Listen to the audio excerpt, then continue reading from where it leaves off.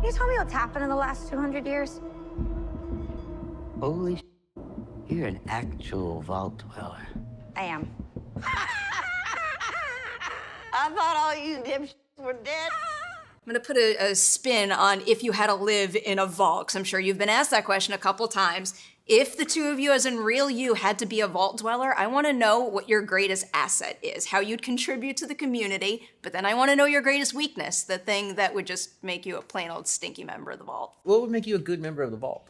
You, Ella. What would so many things, Husky? Ella, actually, maybe it's easier to compliment the I feel other like it person. might be better. Ella is an advocate for everyone else, and that's the way she is on a set. It's one of the most beautiful things about her, but she takes care of everyone, and she really wants to be, an advocate for other people, so she would be a great leader. This is the nicest thing he's ever said to me. I don't say a lot of nice things there. I have to work hard for that compliment. No.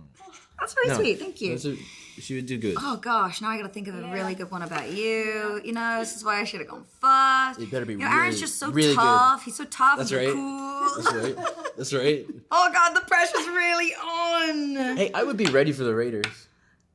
No, I think Aaron, there's so many things I can't choose. I think you would really contribute to the morality, the moral happiness, the culture, music, wine, conversation. Aaron brings people together, and it's always when you least expect it, and it's always like a conversation around a fire pit with a good glass of wine and good music and a good movie. He's always got the best recommendations and references, and he's really about community. So I think that's how you would contribute. That's very nice. I like that. Yeah, you match that. I'm not letting you two off the hook. I'm not letting you two off the hook with the negative side. Now, I'll let you answer for yourself. Yeah, I was gonna say, I don't know about that. Negative thing. I get real hangry. Ooh. So if you experienced that yesterday. Ooh. I was about to fight someone. I was so hungry. So if we were to run out of food, if that was about to be one of those situations, I would be a nightmare to live with. I'd be unhappy. What about you? I think I'm really, I would get depressed, I think, living in a vault. Let's be real. No sunlight, no real sunlight. No sunlight's true. Maybe we're taking vitamin D, but still, I think I would get depressed. There'd be a closet somewhere that never gets cleaned in my place. You know what I mean? It would just be what's the point? You'll be in that closet. You'll be sitting in that dark closet yeah. alone. Cross-legged. Ella, for you to tap into Lucy. Actually, I'll use a similar kind of phrasing, but I might complicate this because I think it's a more interesting question to answer from her perspective.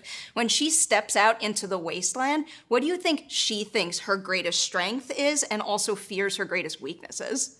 Ooh, you got good questions. Yeah, I think she definitely thinks her greatest strength is her morality, her commitment to the golden rule. What does she think her biggest weakness is? What does she fear? Because she also walks out with confidence that everything in the vault is the authority. Absolutely. And I think she believes that everybody believes that, and she doesn't even necessarily know that there is any life on the wasteland. And then she holds herself with such pride. Everyone's gonna listen to me because I'm a vault dweller. You were trained for this. And she just has no idea. I think she might be afraid that her biggest weakness is actually with Lucy. I think it would be not knowing, and I think her biggest fear kind of becomes realized.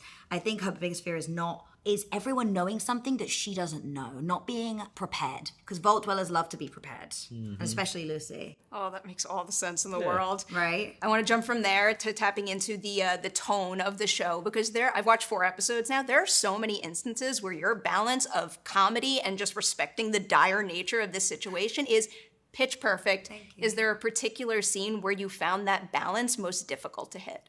Actually, yes. The scene where she tries to disarm the ghoul. She tries to get the ghoul to stand down when he's terrorizing this town. This is a perfect example of her truly believing she's doing the right thing and believing everybody knows. Everyone will respect the vault dweller and everyone agrees with what she agrees with. And that was hard because we tried so many different versions. We tried funny versions of that, and then they ended up choosing a more serious version, which I really liked because it seemed like she was just kind of reciting something out of the Vault Tech handbook, like some corporate lingo that she's really ingested. But it's difficult to balance the naivety, the privilege that is exposed in that moment. And it's better to not play it funny because the comedy comes from everyone's reaction. She plays it completely straight and everyone else is like, well, this guy, You know, and it worked great, but I was worried about that speech. Is carrying the Squire bag as difficult and nearly impossible as It's it the looks? worst thing in the world. It's the worst. It's the worst. It's the worst. Whoever made it, every day on set, I would be like, who made this? Who made this? I couldn't wait to be done with the Squire bag. But also, I was the first person to pick it up and be on my spot ready to go. It was part of what the job is. And I would just run everywhere with it. There's a part of the military aspect of like, this is your training, you know, this is what you do. It was as big as me, you know what I mean? It's huge. I feel like I look like that, like running through an airport now. I just picture myself being at that. Like the first day of high school. Yes, exactly. That's the Like, size too of the many bag. books in your bag. Yeah, that's my worst fear in the airport is I look like I'm about to go camping on the flight. You take so many punches in the first couple of episodes, especially. Yeah. What are some tips and tricks you Yeah. picked up that you would suggest to somebody else who has to take a believable amount of extreme punches? Some tips and tricks. Warm up. Warm up. Warm that neck Yeah. up. You're not gonna be able to walk the next day if you don't warm up properly. Really, because it's one thing to do it really great one or two times. I have a real love for working with other stunt performers.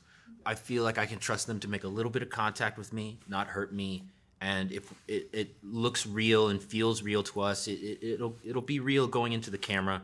But oh my goodness, I woke up literally bent in half one day. It's like a little whiplash, isn't it? It totally is. I have to touch on the power suit, obviously, which is just like incredible looking, and the detail is exceptional. What is your absolute favorite part about acting in the power suit? But then I want to know the most difficult thing about acting with that. My favorite is actually the raised visor. This is my favorite piece of it. One, because I can't control it myself. I love the collaboration of this work. It's why I'm in it. We have a team member from Legacy who's on the sidelines with, you know, the remote control to it. And often it's just a sense of real pleasure to the cue coming too early or the cue coming too late. Or I remember my first scene with Ella ever. We were laying in the rubble after diving through a wall, and I ended up saying something like, close visor, because we had finished the scene and I was waiting for it to start to close before I could get up. And then that leads me into the worst thing about it is the heaviness. You know, I exist mostly in the top half of the suit, and I stand on boxes and things to make it an eye line for Ella, and that is 50 to 60 pounds. When you first put it on, you think this is super fun, cool. My arms are dragging on the ground like a gorilla almost. But, you know, 10 minutes later, you're like, did we get the shot? Can I take this off? There's a quote from you in our press notes where you talk about some of Lucy's headspace at the end of the season and the questions that it raises for her future. At the very end of season 1, what do you think her greatest strength is? And what do you think her greatest weakness is? Oh, again with the questions. I do think at the end of the season, for better or for worse, she is proud that she made it this far, and she maybe can't believe that she survived, regardless of how. Greatest weakness? I don't know if she feels 100% good about the choices that she's made. You'll have to watch it and tell me what you think. I would think maybe it's an insecurity that she has maybe changed a little too much. I don't know. I'm not spoiling anymore. Look out at this wasteland. Looks like chaos. If you, as in real you, had to be a vault dweller, I Yes. want to know what would your greatest asset be? The Okay. best way you would contribute to that community. But then I Okay. also want your greatest weakness, the thing that would just dear. make you a plain old stinky member of that community. Oh dear, I'm a very positive, upbeat person, you know. So I think in that way I'm very similar to Hank, the character that I play in Fallout. So I would say I would lead with that. My weakness would be I'm somewhat claustrophobic. So I don't know how long I would actually be able to stay in the vault. So, yeah, it would be a challenge. If you had to pick one member of the Fallout ensemble to be your right hand if you were the overseer of your vault, who would you pick and why? Oh gosh, I got to go with Ella, the woman who plays my daughter. She's so capable. I'd go with her. And she's fun. She's got a great sense of humor. So you have your fair share of experience making exceptional TV that builds massive fan bases. I know every show is different, every story is different, but do you notice any shared qualities in those kinds of shows? Like something that signals to you, it will have that special spark that will catch on. You know, it's a funny thing because it starts with writing. Of course, I always say quality of writing, which we have great quality of writing on this show and the other shows that you mentioned. And it comes down to this weird thing of chemistry. It's an alchemical reaction. There's just no way to know. You just have to put these people together and you hope that the right spark happens. And I think in some of the things I've been in, Twin Peaks, of course, for example, Sex and the City, Desperate Housewives, they are already existing when I joined them, you know what I mean? So they knew what that chemistry was. But it really is an important part of the equation. Of all the actors you've ever worked with, can you name someone who has a similar process to your own, where like the second you met, you're like, we're immediately in sync? But then I also want the opposite, someone with a completely different approach to the work who challenged you to adapt and try something new and for the better. Okay, I had the joy of working with Marcia Cross on Desperate Housewives. She's Juilliard grad, so we went to similar schools. So we had similar education, similar kind of process. So she's very serious, right? She's a great actress. She's really into the role. The minute you stop the camera, she's having fun and telling a joke. And I'm exactly the same way. Work very hard, very diligent, very focused, and then the minute we're out of it and we're back jibber-jabbering about something else. I love that about Marcia. Someone who's the opposite of me, who would be someone who's very serious. Someone who's very serious. It wouldn't be Dennis Hopper. Dennis Hopper just scared me in Blue Velvet. And he was also fun afterwards. I mean, I did this thing years ago with Anthony Hopkins. That was pretty amazing. And we had a long walk and talk. But he was also similar to me. We'd finish the scene and we'd start doing impersonations. He does an amazing Clark Gable. And so we would sit and just do impersonations together. No, I think everybody I've worked with has been Who's your best impersonation? My best impersonation? Yeah. I do a pretty decent walk-in. I think everyone does it. You know, it's one of my favorites. It's one of your favorites. Let me see if I can. Oh no, Perri, we're here talking. Coffee, maybe. I don't know. It's okay. I feel like I've interviewed on the two spot. people now tonight. I'm better if it just comes out of nowhere. I'll take it. At the beginning of Fallout, what do you think Hank's greatest strength is as an overseer of a vault, but also what's his greatest weakness? He's very capable. Hank is. So when things go off a little bit, he immediately springs into action and knows exactly what to do. He's a great leader. I think he sometimes overreaches. So there's times when he really thinks he can handle something and take care of something, but he's in over his head. Do you think he has any inkling whatsoever that something bad could happen in the vault, or does he truly believe that they will all live out their days in 33? I think he's surprised. I think that's the thing when it happens. I think he knows what's happening. Something is happening, but it's more than he realizes. There's a history there, but there's a relationship there that surprises him, that he did not expect. And it opens up a whole world to him, which we just hint at in the very beginning, which we get to, obviously, down the road. I'm always a big nerd for character backstory. I'm not sure if this is the kind of thing you do, but is there anything you came up with in terms of Hank's past that we don't necessarily see or hear about directly in the show, but we can feel informing your performance? Oh, absolutely. And it's actually in the script. There are some flashback stuff. We go back to a place and time. We don't know exactly when this place and time exists. We go back to this place and time and we see sort of an earlier version of Hank. And this informs a lot of who he is in the current day. Another thing I was dying to ask you about is your collaboration with Ella and Moises, because I feel like a lot of this comes from a script, but when you're playing family in a show like this, I feel like you can gain so much from the other actors who are playing your family members. Well, you depend on them. Yeah. Is there anything we can see in Hank that you think came from that collaboration? I think with Moises in particular, I mean, we just have a few moments together, but you can see that he's the son, that Hank is, he loves his family.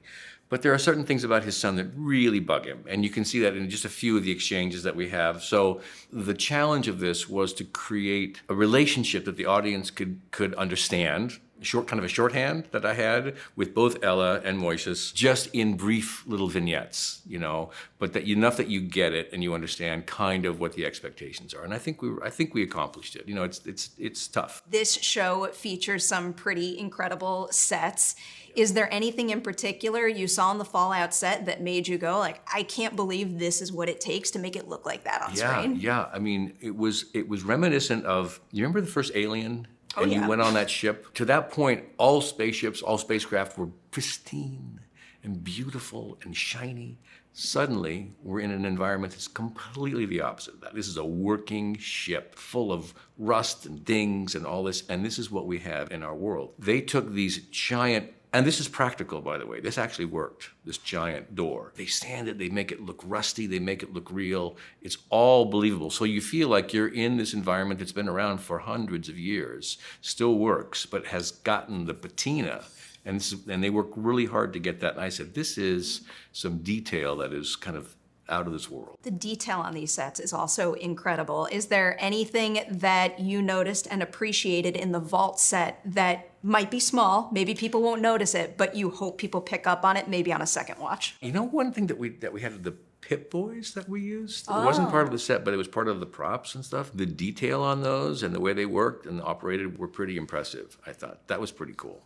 How was it adapting to operating with that on your arm where it came across as normal and natural? Yeah, it took a little bit of getting used to because it had a weight, and a value, and that you had to be careful that you didn't sort of, bang someone in the face with it. But I came to love it because, when you operate an iPhone or something, your hands, you can't do anything with your hands, or you do one hand like this.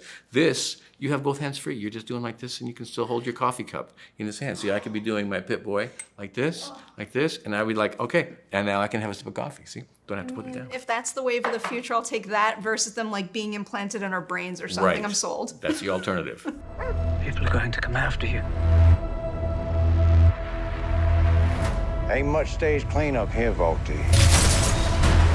First question for you is, you recently mentioned that you thought we were in a golden age of video game adaptation. So it was making me wonder, what was it about the pilot script for this show that signaled to you it was a series that was going to contribute to that? It was so well written. It was compelling. I read a lot of scripts, like every other actor in this business, or producer or writer for that matter. The first, I read 2 right out of the gate. And I couldn't wait for the next one. I couldn't wait to get my hands on the next one. They were all very compelling for a variety of reasons. There is a reason why people are going to this now, because these worlds have been fleshed out. These worlds don't need even more fleshing out. They're so good. I have watched my son play games for a few years now, and I see the way that he consumes this entertainment. And for him, it's about the story in between moments of action that keeps him coming back to these games. And there's something different every single time he plays. That's a gold mine. I mean, it's an inexhaustible gold mine for adaptations of these games. And that's very exciting. We all need new stories. And I don't know that that's infinite, right?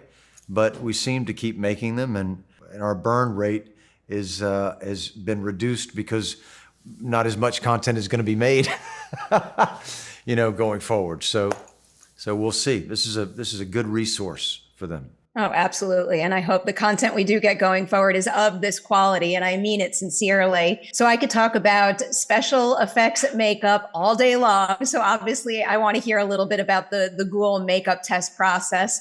What would you say is the biggest difference between how it looked when you did your first makeup test and what everyone's going to see in the finished product? Great question. I'm going to say out of the gate, it was probably 70% there. It wasn't a radical departure. There were so many mock-ups on paper before we started, and the conversations kind of centered around these drawings, if I'm remembering correctly, but that's how I remember it. That at the end of the day, it really kind of came down to these conversations that we were having back and forth between Jonah. Obviously, his opinion matters more than anyone, but he invited me to really collaborate in the process, along with Vincent Van Dyke, who did the makeup, and my dear friend Jake Garber, who applied it. and Geneva and Graham. And what we came back to again and again is that we want the audience to lean into this experience. We don't want them to be grossed out by it. We want them to study his face. We want the ghoul to be handsome in a post-apocalyptic 200-year painful journey, as close to handsome as he could be with having those life experiences. And we want them to, at least protect the moment where if it calls for sympathy or empathy for the journey that he's been on. All of those things were factors. And lastly, we wanted to construct a piece that allowed my face to still be my face and to communicate with people through the expressions on my face. I don't really pay attention to that sort of thing, but to have something that moved as opposed to just some bland kind of a piece of prosthetic that I wasn't able to evoke or to communicate emotion. All that was really very, very important, and all of it was thought through before we began the process. Great success in that respect. It comes through big time. I will say this really quickly. The first day, it was a very tough day because of the temperature outside. But the first few takes, as soon as Jonah called cut, I would look at him like, okay, where am I? What am I doing here? I can't exaggerate this to convey how I'm feeling. I'm not that kind of person.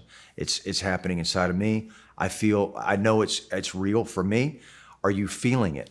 And he said, Walton, the best decision we made was not putting contacts in. It's your eyes. We see everything that you're thinking.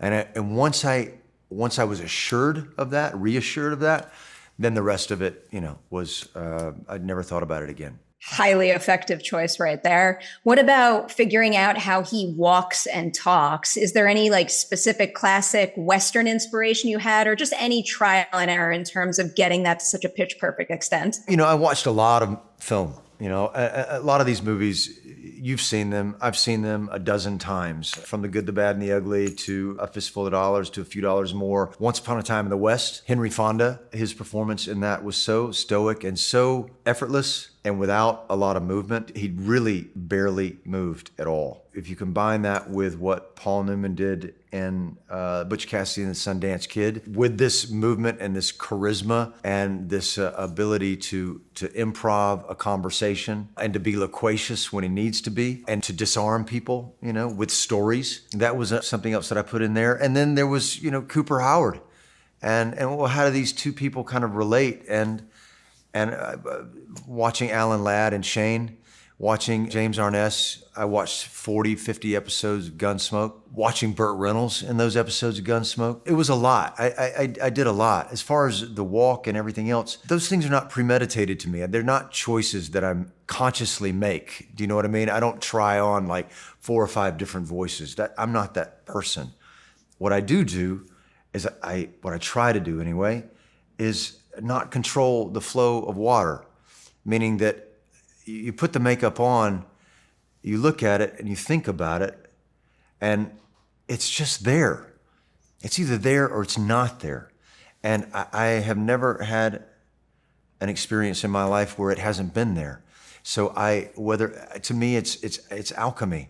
It's this beautiful thing when you turn yourself over to an imaginary set of circumstances that this person will tell you exactly who they are, And it was a process of the prosthetic and then the outfit itself. I have a million more questions for you. I'm not allowed. You got a busy day, so I will say. Oh, come on, one more. Come on, one more. It'll be okay, y'all. Give you one more. One Someone more. doesn't get mad Yes, at me. one more. No trouble. So I'm glad we can fit one more in, because we talked about the makeup effects. We talked about the physicality of the character. Yeah. I was also curious to hear a little bit about his headspace. Having lived for over 200 years, what would you say, I guess the ghoul understands more about the world and how it operates that gives him an advantage over the other main characters we meet in the show?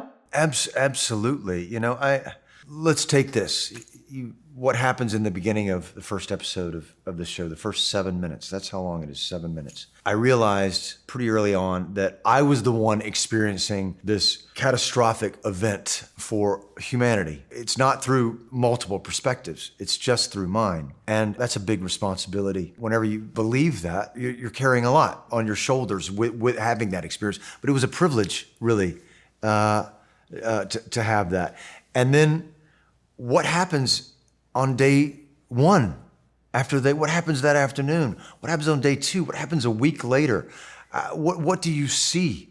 You know, what is right in front of you? Where do you go? What do you eat? What do you know? And so really thinking about that, I just thought about it for like 9 months, and the desperation and the pain that he witnessed over such a long period of time.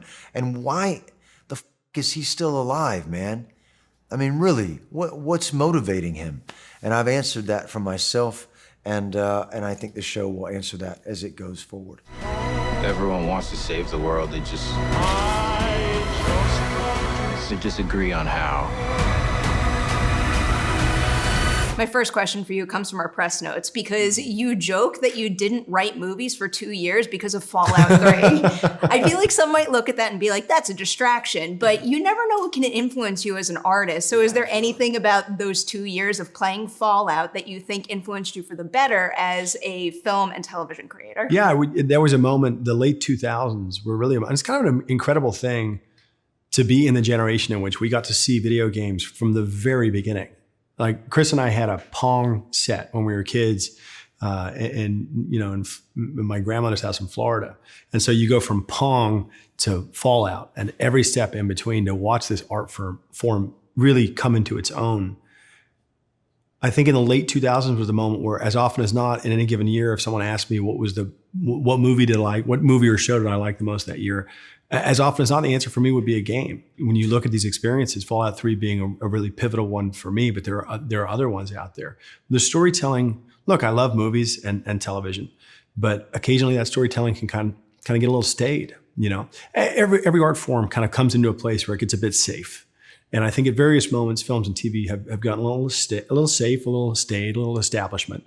And there was a moment in the late 2000s, and it's continued to some degree. Although, you know, within gaming, as the budgets of these games get bigger and bigger, there's the possibility that things get more conservative. But there was really a sense in gaming in that moment of kind of a live wire, a sense that, you know, you really didn't know with these sorts of games. And the experience of Fallout, I didn't know anything about the games before I played Fallout 3. I'd never experienced them, and I really didn't want to know anything. I'm the kind of person, I don't want to watch the trailer, I just want to watch the movie. Playing that game for the first time, it was more than anything else, the tone of it that I was struck by. It was so odd. It was dark, violent, funny, almost goofy in places. And I just had never experienced anything quite like it. And I definitely hadn't experienced anything like it in film or television. So when the possibility, sitting down with Todd Howard years later, the possibility to adapt it came up, we jumped. Two-part question about adapting a game you love. Yeah. What aspect of Fallout were you most excited to bring to life on screen? But then can you also pinpoint something else that was like more creatively fulfilling than you ever could have imagined to bring to life at the start of this? Oh, wow. Well, I think two things, the world and the tone. And those are such a big part of the Fallout experience with every game.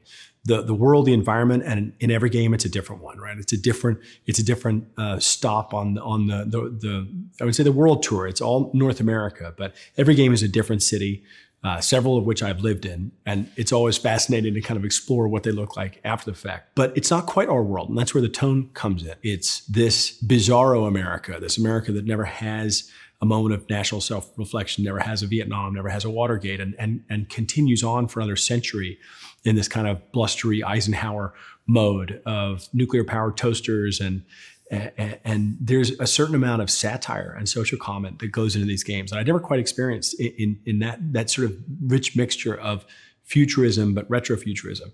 And so the tone, I think, from the beginning, and this is why we wound up working with Geneva and Graham, our showrunners, bring to the table, you know, Geneva is like me, comes from the comic book world.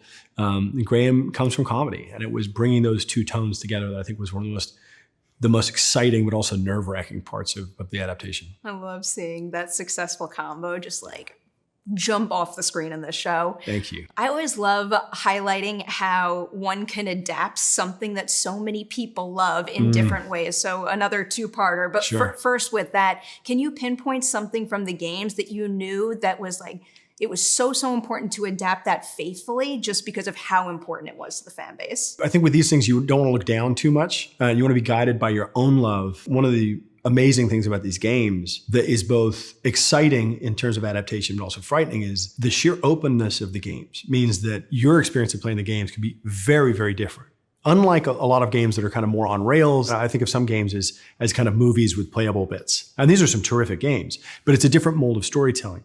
In Fallout, the game experience, there's some commonalities there, but the game experience is really kind of in your hands, which faction you're going to join, whether you're going to be good, bad, or somewhere in between, all these sorts of questions. So we knew that we had to get, more than anything else, the tone right. But then when it came to the props, when it came to the costumes, very lucky to work with our incredibly talented designer, Howard Cummings, and our incredibly talented crew who had, and this is one of the beauties of adaptation, when you're talking about a universe that's been explored by the fans so to such an extent, but then also dragged into reality by those fans at different conventions or gatherings.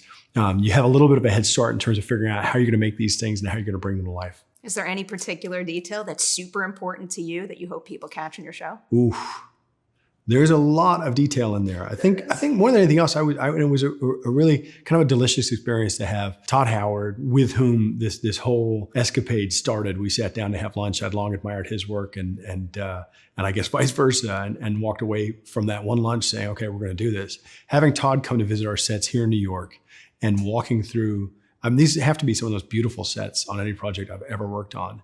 And it was really the patina, the finish of them, and watching Todd kind of look at the paint and the props, because one of the experiences of the games is you can pick up almost any object and look at it and examine it. You pick up a book on a table, as often as not, it's going to have words in it. It's going to have an account of someone's life from before the end of the world. And so watching Todd walk around our set and pick up books and look at details was a real thrill. I know there's probably rules against this at this point in the process, but please tell me you kept something as a fan.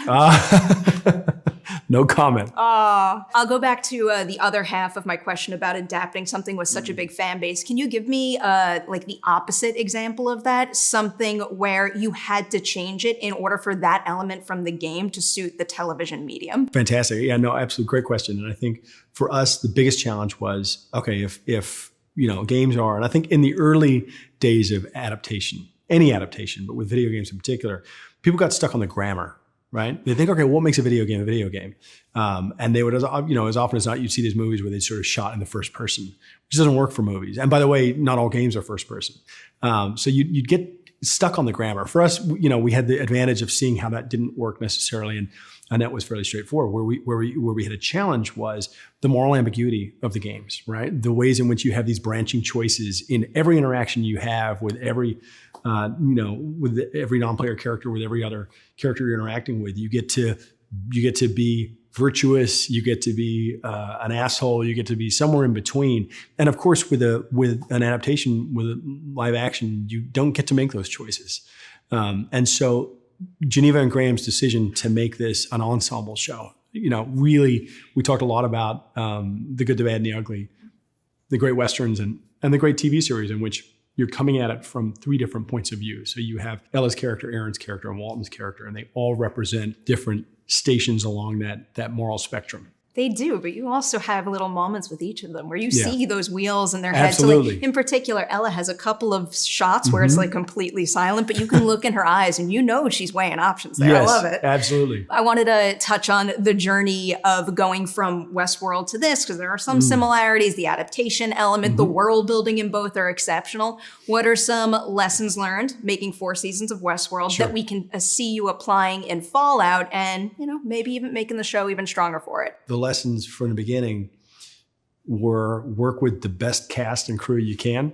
And especially with a video game adaptation, all the more important. The premise with Westworld was, why would people pay all this money to come to this park? But it has to feel real. It has to feel more real than the real world. So any conversation about doing it with CG or doing it with green screen was right out the window. We had to pack a bag and drag ourselves out to Utah, and in the case of Westworld, Singapore and Spain and all around the world to try to find all those different textures. So we knew from the beginning with this one that if we were going to take away all these different things that you have in the game, the open world nature of it, and try to replace them, we weren't going to get away with replacing them with computer graphics. So once again, dragged out the old carry-on suitcase and dragged ourselves down in Namibia and out to Utah to make sure that we captured as much practical beauty as possible to give the audience that sense of immersion. Oh, you feel it. I'll end with this one because it kind of leans into that idea. It's something Walton mentioned in our press notes too. He said that when he first read this script, he thought it was unfilmable. Can you give us an example of something in the script that people might think is unfilmable and explain how you actually pulled it off? You know, just that first shot of Lucy coming out of the vault, which is such a big moment in the games. You know, you've been in this kind of claustrophobic universe maybe for an hour or two, or if you're a bit of a gaming dunce like me, maybe 3 or 4 hours before you manage to find your way out. And you come out in this kind of vista not having any idea what the world is going to look like, especially for the first time you played the game. So we knew for that, we would have to find some pretty special locations to make that work. We had seen pictures while we were working on Westworld of an abandoned diamond plant in Namibia. Filled with sand. And it didn't work for Westworld because of the masonry construction, right? So the American West, you didn't have bricks, right? The bricks didn't show up for 100 years. So it never worked for us for Westworld. Even the conversation about flying down to Namibia, we didn't even have to have that argument because it didn't look right for that show.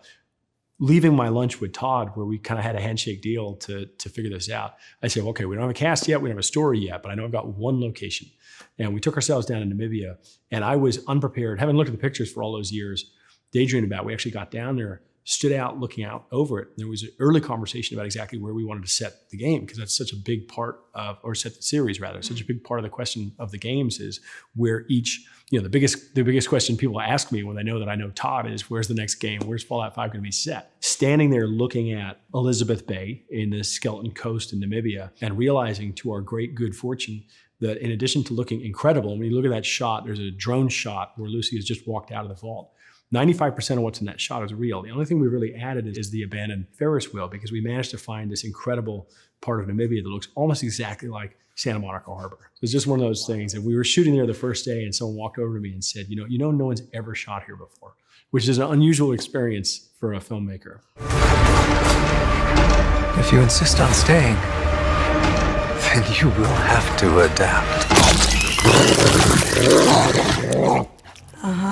First thing I wanted to ask you about was working with Jonah and Lisa as EPs. Mm-hmm. What is something they did for you that helped preserve the vision you had for the show and maybe also helped you exceed your own expectations for your work here? Yeah, 100%.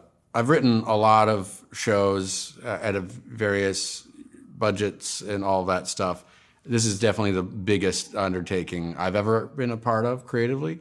I don't think it would have been possible without them, without their support, without their advocacy and familiarity with shows of this size. This is our backdrop in Namibia that we went to. We had 3 crews running simultaneously filming. It was very much a culture of like, we definitely can do this, not a can't culture. That was amazing on every level. A script is just a script. It's how you execute it that makes it what it is. We owe those guys the whole show. Oh, I have many, many follow-ups to that. First, because you're very experienced when it comes to TV, but your past TV work is extremely different. Yeah. I'm very experienced in guys walking into a room, sitting, and then leaving the room. Like that, I'm good at that. No one can top me on that front. You're devaluing it a little. It's very, very high quality. And you see that bleeding through in this show too, which I think makes it something different. Well, it's a great, when you are trying to save money, you can always have 2 people go in a room, talk. I mean, theater worked like that for a few hundred years. It works.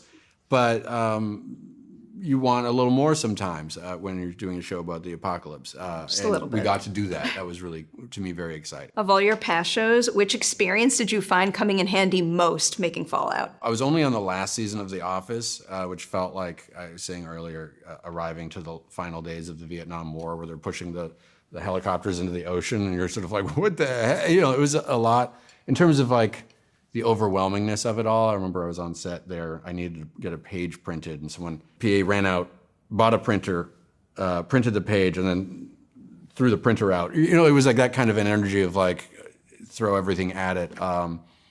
That was the closest to this, I suppose. That was the Office finale. Was I think it was a 120-page script that was not written. We're still shooting it. It was chaos, and it was very fun.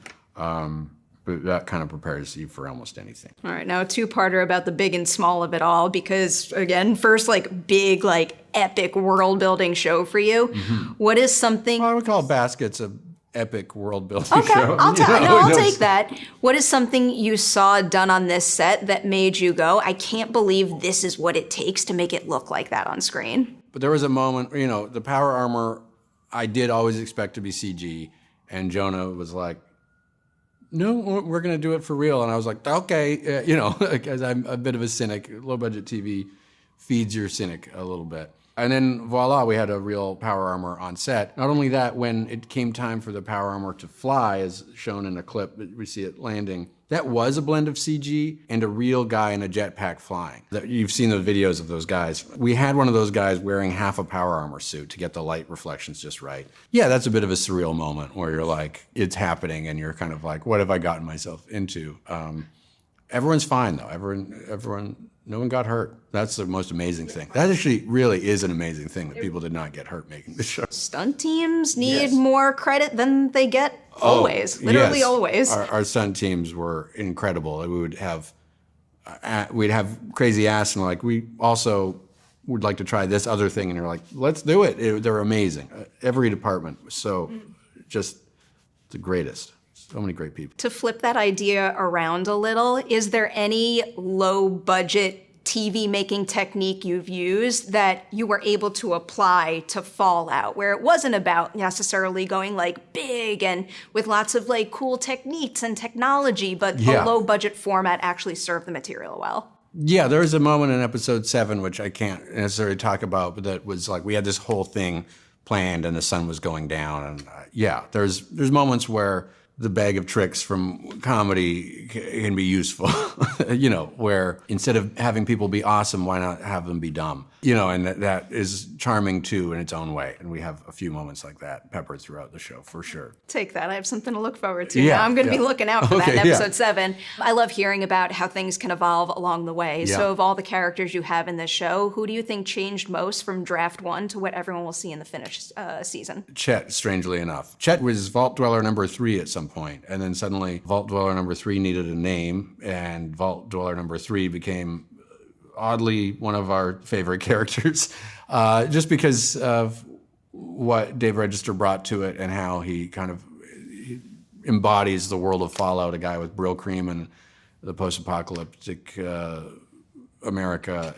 Something about him just feels like the full spirit of Vault-Tec and Fallout. That's so incredible, especially because of what a big presence he has in the first 4 episodes. What I mean? I'm very impressed. But it's just like it's what you water. You give Vault Dweller number 3 a few more lines, and suddenly he's a person. And then you cast that person, and you talk to them, and they're really quite funny. And then you just keep. I think about like some of our favorite characters from Cheers, like Paul over on the side was just a guy who had a line once in an episode and eventually became, a cult favorite. Great example. I'll use that same question to tackle the different areas you create, the different worlds within the world of Fallout. Of all of the designs there, what changed the most from how you originally envisioned it to what you were able to accomplish when you actually went to film it? I mean, the town of Philly truly was such a massive build that we wanted to go back there so badly. We found again a spoiler. We do go back to Philly. Oh, gosh. I know it's. I'm not even twisting my arm, and I'm like, oh, here, okay. It's a beautiful. The finale goes like this, It's a beautiful, highly detailed set too. And it's just sitting there next to our production office. Any day that we weren't using it, I was like, can we just shoot some YouTube videos here? What are we doing? It's very, very cool. Curious if you'll answer this question now. Did you keep anything from set? No, I'm not a big guy who collects things from set. I think otherwise your home just becomes this museum of work. I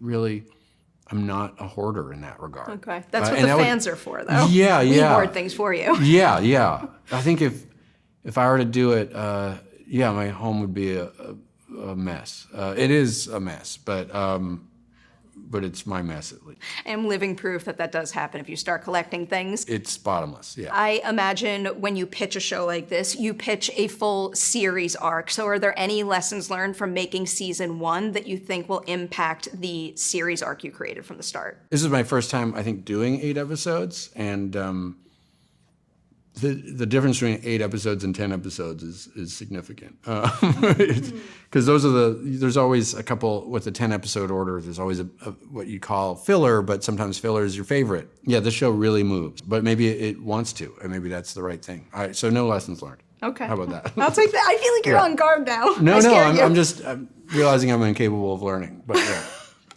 That's not true, because I think we do see the influence of all your past projects in here, and I quite appreciate that. Is there anything from the Fallout games that you are very eager to bring to life on screen that we don't see in season 1 that you're keeping in your back pocket for the future? There's 90% of the world of Fallout is we weren't able to access, in this 8 episodes. It's like, if you're a completionist, you can play Fallout for like 1,000+ hours. It's a single game, and there's multiple games. So there's so much. I hope that fans are patient, because we could have tried to just get it all in, and it would have been chaos of like, remember this, and no story. Hopefully by the time we get to some of the other beloved pieces of Fallout, the Fallout world, it'll feel more earned and more impactful. In an effort to push but not spoil anything, is there any tiny detail within the games that really appeals to you and is important to you, even if it's something small that you want to see on screen? Just the sort of 90s attitude towards capitalism, which I feel like is coming back in a cool way, and that we're kind of questioning these things. I think it was seen as Gen X being bratty and punk, but I'm like, yeah, why not? Like, what else are we doing? Yeah, it's that kind of stuff. Okay, I'll take that. The spirit of the original games, and that has been in all of them.